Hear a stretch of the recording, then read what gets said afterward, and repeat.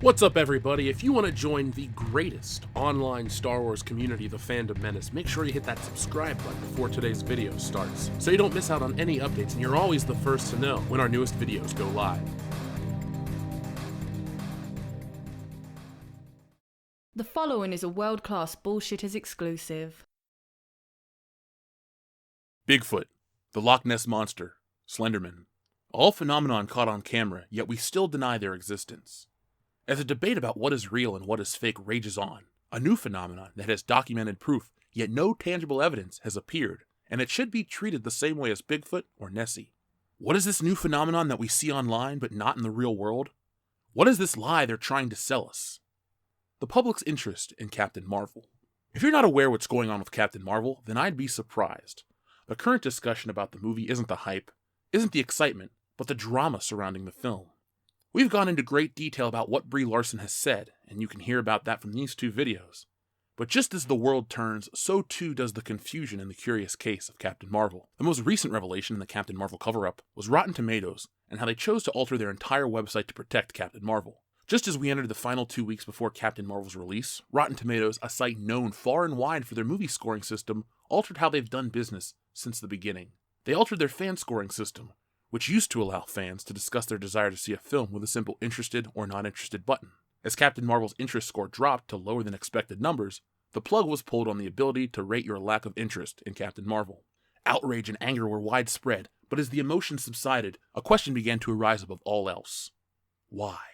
Why Captain Marvel? And why now?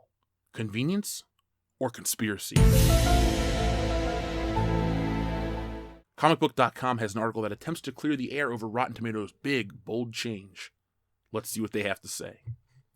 Rotten Tomatoes is making some changes, and with some users saying it's because of pressure from Disney in regards to Captain Marvel, they're clearing the air. Captain Marvel is the latest movie to come under scrutiny of trolls who seek to disparage it by review bombing the film before it even releases, giving it a low score artificially. This is not the first time this has happened with a Marvel film. Similar trolls did the same thing with Black Panther.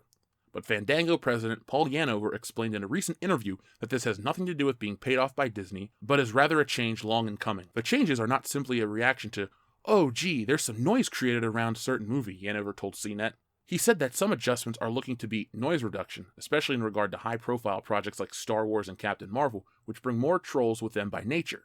But that is the part of the long-term site strategy. Since the changes were announced, Yanover has cleared the claims that Fandango, who owns Rotten Tomatoes, has cut a deal with Disney to be nicer to its films. None of the site is owned by Disney, Yanover said, adding to the idea of some precedented arrangement between ourselves and Disney is completely untrue. As for the changes themselves, one of them is to disable comment functions prior to a film's release date, according to the official blog. Unfortunately, we have seen an uptick in non-constructive input, sometimes bordering on trolling, which we believe is a disservice to our general readership. We have decided that turning off this feature is now the best course of action. When the movie is available, reviewers can write, Yanover said. We don't want people to use this as a political platform. This is not the end, this is the beginning, Yanover said. We know that Rotten Tomatoes is a highly visible product and we're committed to being really good stewards. For Captain Marvel, much of the hate stems from Brie Larson's previous comments about having a more inclusive media presence for the film and pointing out the skewed ration, yes, that's a typo, of white male critics to those of women and people of color at interviews, set visits, and other press events. Some aren't happy about that, and have taken to finding any way possible to bring down the movie. It didn't work for Black Panther or Star Wars, and it's not going to work for Captain Marvel either. Of course Rotten Tomatoes would deny it was to protect Captain Marvel, a movie mired in controversy because of a hot-headed actor who can't hold her tongue. Companies lie all the time. What's the difference here? While on the topic of differences, I cross-referenced this article from comicbook.com with the original source from CNET because I felt the wording was a little too agenda-driven. Upon further review, the CNET article contains much more information regarding the Rotten Tomatoes situation, with more quotes from Rotten Tomato president in an attempt to clarify everything. Comicbook.com's article was much less of an article than it was a few quotes and poorly written closing paragraph, but it does make one good point. You know what else didn't work for Star Wars? The Last Jedi. While attempting to throw a dig at the critics of Captain Marvel's poor PR, comicbook.com dropped the ball on any sense of cogency in their article. You know, a lot of comicbook.com's articles seem to be slanted one way. I wonder if they're worried about agenda over quality. I wonder who owns them. Let's follow the White Rabbit.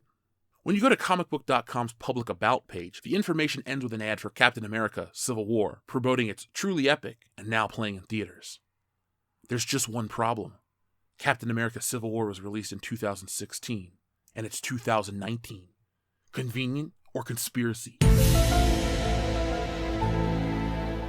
Actually, it's just an old webpage that hasn't been touched in about 3 years. Do you know who actually owns comicbook.com? CBS. What does CBS make? Survivor, Big Brother, Star Trek Discovery. That is not convenient or a conspiracy. It's just a coincidence. The only reason I bring this up to your attention is that sites like comicbook.com have corporate overlords, and corporate overlords have corporate interests. Ironically, the thing that these corporate puppets desire the most, money, doesn't really follow when a company chases fringe politics. Just look at Gillette. Their masculinity ad angered a lot of people, and now they're backtracking. How about just saying sorry? Or did South Park ruin it for everyone? Just to show I'm a fair man, I will follow the same white rabbit again to show who owns Rotten Tomatoes.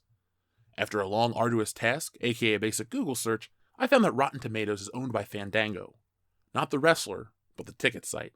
Now, Fandango was mentioned in our first Captain Marvel video that's closer to 2 million views than it is 1 million views. Just saying. It was the place where a lot of potential Captain Marvel viewers expressed their disinterest in seeing the film.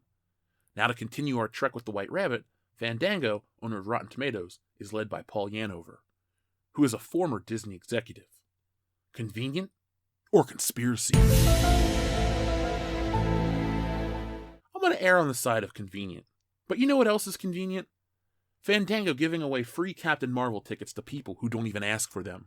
American Eagle Outfitters, the place where I buy all my clothes from, just like Esquire's the magazine where I get all my fashion advice from, is giving away free, automatically generated Captain Marvel tickets to customers with an AE Rewards program. Those tickets come from Fandango directly. Customers don't even have to ask for them. They just show up in their email after spending $50. While that's a great deal because a pair of skinny jeans and socks will get you 2 tickets to Captain Marvel, a more important question needs to be asked. Do these unsolicited vouchers count towards ticket sales? Optics are everything, and inflating ticket numbers is paramount for Disney. They want every source to discuss the success of Captain Marvel constantly, and will do whatever they can to make sure that the movie looks more successful than it may be. They, the media, keep telling us that pre-sales for Captain Marvel are huge and going to equal big box office numbers. But that's not always true. Just look at the pre-release hype for Solo: A Star Wars Story, and now look at the reality. It's too early to say Captain Marvel will fail, but by that same metric, it's far too early to call it a guaranteed success. They said Solo pre-sales doubled Black Panther, but look what happened.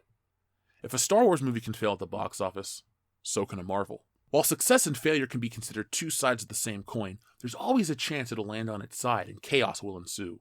You may hear the thoughts of those around you, or you may inherit the ability to decipher pure, unadulterated, biased garbage. Meet Scott Mendelson.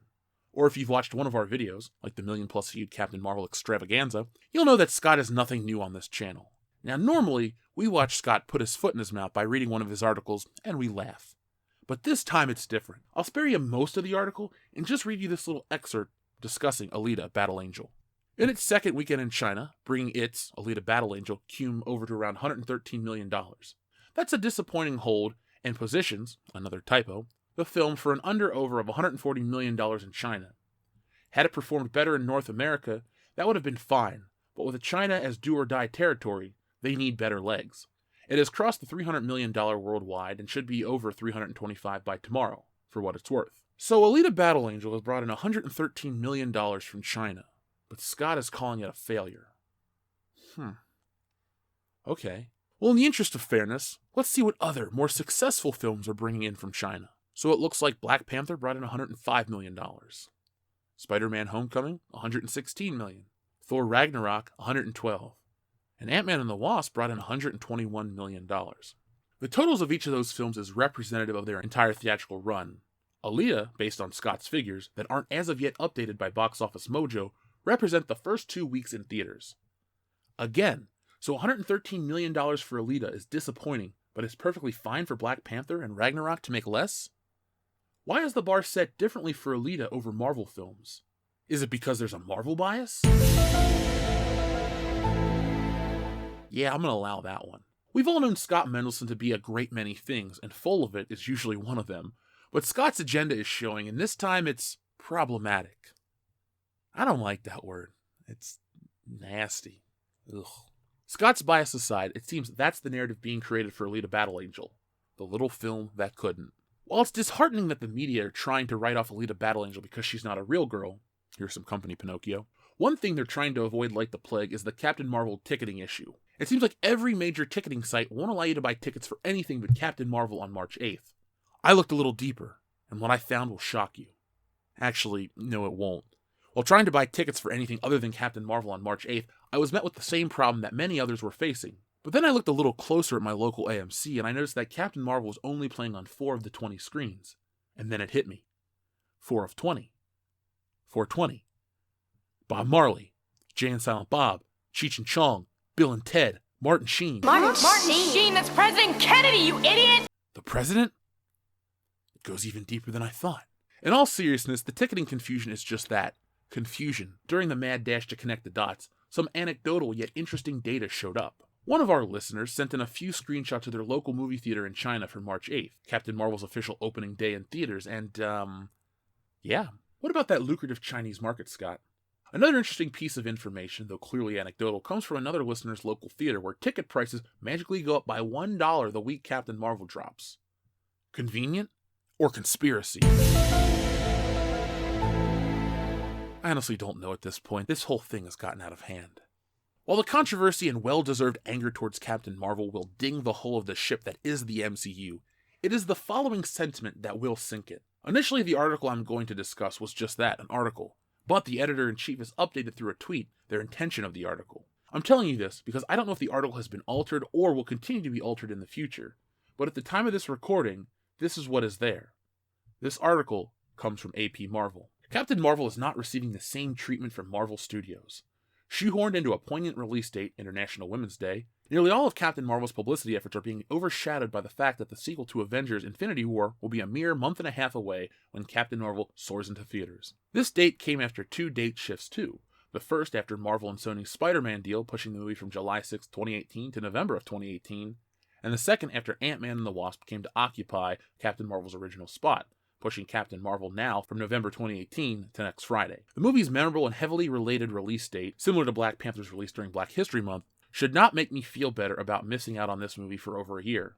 In fact, at times, it makes me feel worse. It shows that they don't care about this movie enough to defend it on more solid ground, trying to cash in on the fact that, yeah, she's a woman, she'll love this movie. There have been no marketing moves made by Marvel to push this movie into the forefront. Marvel drops posters at seemingly random times and seemingly random intervals, with seemingly random focuses. Yes, I'm talking about Goose the Cat. They've released Captain Marvel game spots during smaller scale large games, dropping special looks at Captain Marvel during college football playoffs. I didn't even realize what that event was until I saw online that it just was literally playoffs of college football. Its build-up to its trailers have been quiet and sudden, with Marvel trying to mitigate the monster success of Infinity War and Marvel's fans' various memes while attempting to roll out a strong promotional campaign for this movie. Do you know how I found out about Captain Marvel's pre-sale tickets? One of my friends messaged me asking, does the Marvel Stuco, college course that I teach, have a Captain Marvel field trip planned? Because it's ticket time. Tickets and this CFP spot dropped the same day, and I haven't even realized it. Marvel has been promoting this movie so quietly that I'm almost concerned that they're ashamed of it. Additionally, their focus in ads for Captain Marvel is weird and misguided. Remember when everyone made a big fuss about Carol Danvers punching that old lady? What in the world was she doing there, in the movie's first trailer? The unneeded fervor got so bad and frantic that Marvel had to debunk this fact that Captain Marvel hurts old people in the next trailer, showing that this old lady is a Skrull, just to get people off their back. And I'm being frank, I'm not sure how Goose the Cat became such a prominent meme for this movie. Well, I can. I know what people are going to say. There was no good time for this movie to come out, and they are absolutely right. Captain Marvel had to come out after Infinity War, and on the other end of the spectrum, Captain Marvel would have had to face Infinity War's looming, fantastic, memey shadow. Marvel would have wanted to risk that happening to Ant-Man and the Wasp with their first female solo film, but if that's the case, I'm wishing that Marvel would have at least treated the promotion of this movie with a little bit of respect. What is the point of Captain Marvel in the larger MCU narrative? What is the point of Captain Marvel in the larger Avengers Endgame narrative? We know she plays a big part. We know that we've been heavily told and hyped that Carol Danvers is integral to the narrative.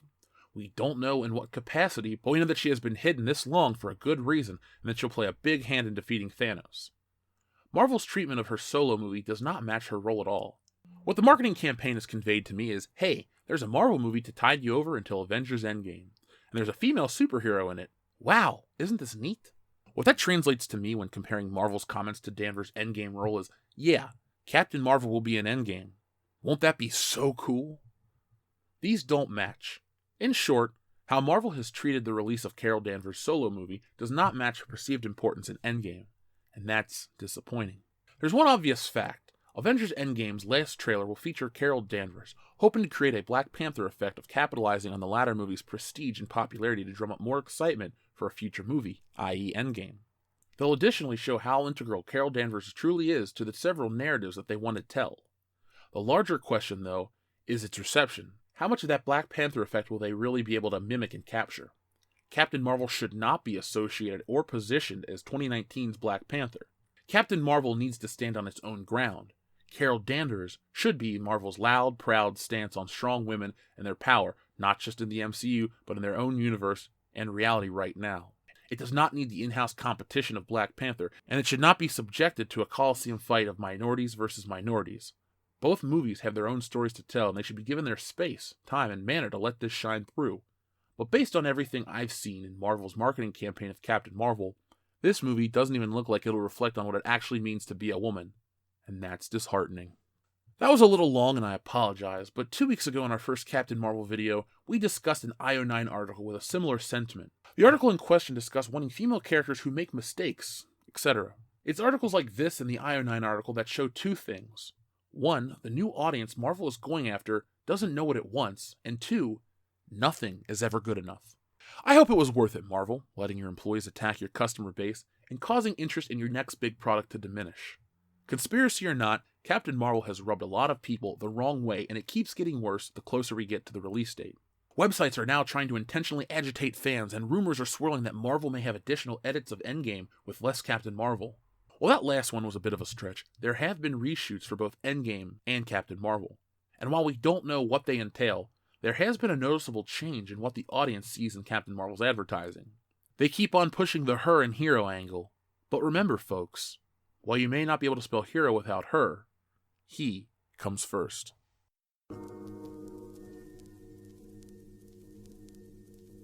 So this Captain Marvel conspiracy just keeps getting crazier and crazier. You know, for just a quick second, I want to talk about that AP Marvel article. That is the one that interests me the most because, as I said, the Captain Marvel marketing hasn't been very good, but it also shows that nothing will ever be good enough for this audience.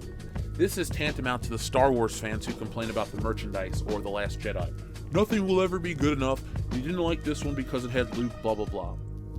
I think it all is starting to fall apart for Disney in terms of acquired properties. I'm not anywhere saying that Disney is failing or going out of business, but what I am saying is that Disney seems to be mishandling all of its acquired properties. You know, there's a reason they keep remaking their old animated movies from live action, because those are guaranteed successes and they're just the same stories told over and over again. But you can't really retell a Star Wars movie. You tried, it worked once, never again. With Captain Marvel, they're trying to reinvent the MCU to cater a character that no one likes in the comic books, and we can look at the sales figures to verify that piece of information. And we can also see that these special interest groups subdivided inside of the MCU fandom, they're just not happy enough. I think they want to have their cake and eat it too, and we already talked about Marie Antoinette in the last video. So I'm a little confused by what this woman would actually want in terms of Captain Marvel. I guess she'd want a Super Bowl spot, a Macy's Thanksgiving Parade Day balloon, hell, maybe a parade dedicated to the release of Captain Marvel. Like, Marvel should spend $5 million, shut down Times Square, and everything is Captain Marvel for a week. I don't even know if that would cover a week in New York advertising, but still, you get my point. You get the hyperbole. Nothing will ever be good enough, so why even cater to that market? Well, we know why. But even if you want to take that more extreme thought out of your head, why belittle the fans that have been there since the beginning, that truly like Marvel, that truly love the MCU, that truly follow and support everything they've done? Maybe that is the greatest mystery of all time. But we'll find out, because as of this recording, we're 3 days and a couple of hours until I'll be seeing Captain Marvel at my local theater. And on Thursday night, about 10 p.m. Eastern Standard Time, we'll have a live review. As soon as we get out of the theater, I'm going to start going live, talking about the film, giving my thoughts. You guys can ask your questions. It'll be a lot of fun. It's going to replace our podcast this week. Technically, it will be episode 163 of our podcast, but we're going to treat it as Captain Marvel, the Captain Marvel Spectacular, because we've done it in the past, and we'll do it again. We do it with every Marvel movie, and we're all about equality here on World Class Bullshitters. So, hey, Captain Marvel, you get treated the same as Black Panther and the Avengers. So folks, thank you for watching. If you like this video, make sure you give it a thumbs up, share it all over social media, and join our Patreon page. $1 a month goes a long way, but $5, with just 17 cents a day, goes even further. Get you access to all of our cool exclusive digital content, plus it helps the channel grow, so you'd be doing us a big favor, and helping the world of entertainment change for the better. But if you can't afford that, that's not a problem. Just join our Facebook page, get involved in the community, and have fun. People make friends every day on our Facebook pages, and it's a lot of fun. So that's what we want at the end of the day. Fun and entertainment. Funtertainment. That makes no sense. So folks, thank you for watching, and as always, be excellent to each other.